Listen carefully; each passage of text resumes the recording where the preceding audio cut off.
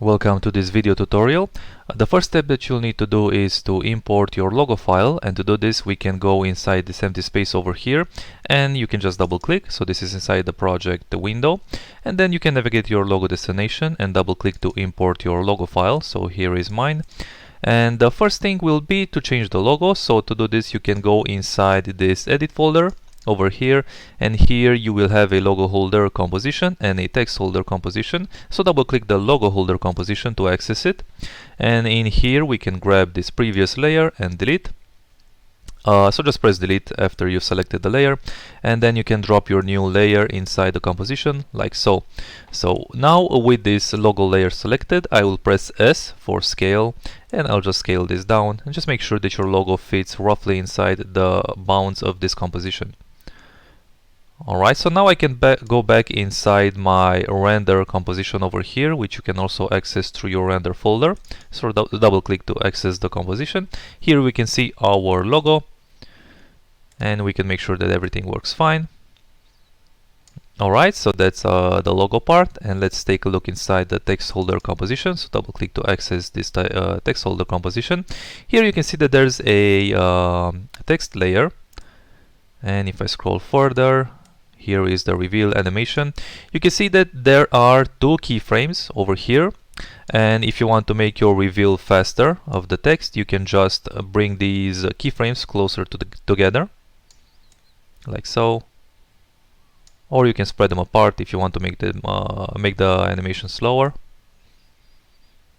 Alright, so in order to preserve this animation, it's really important that you do not delete this layer and create a new one with your text, but rather edit this text layer. So we can double click this text layer like so. So now you can see that the text is highlighted, and we can go ahead and type your new text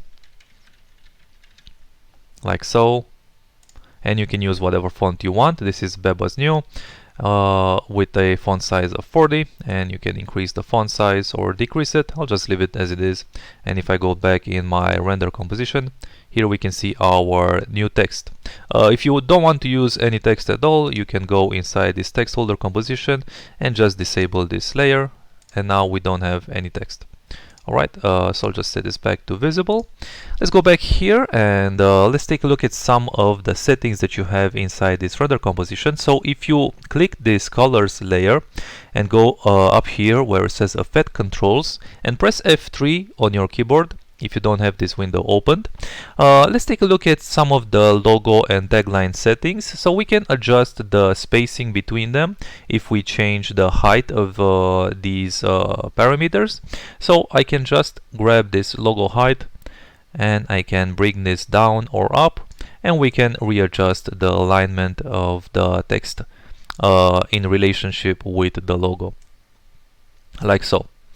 Alright, so that's for the logo and text. So let's go and let's take a look at some of the colors here. We can change the colors, of course, for the particles, and we can change the particle trails like so, and the additional particles, the spherical ones, change these individually. Alright, and let's go to the explosion part. So let's take a look here. So this is the explosion. Then there are some explosion particles which we can change the color for individually. You can see that there's a slight change over here, and maybe choose another frame here to see this better. So the explosion particles are just this subtle layer of particles, and then finally we can change the color of the logo highlight as well. So we can either choose to match the explosion, or you can use whatever color you find fitting. So after you've done making all of these changes, you can go to composition and then go to pre-render. Inside where it says custom AV, you can select this and select a file format. I usually go with H264, and inside format options you can increase the quality. So then hit OK, and don't forget to select audio output as well if you want to export it with the sound effects. So that's pretty much it. After you've done making all of these changes, hit OK and then render, and then you're done. So if you have any questions, feel free to contact me using the contact form on my profile on VideoHive, and I'll get back to you as soon as possible. Thanks for watching.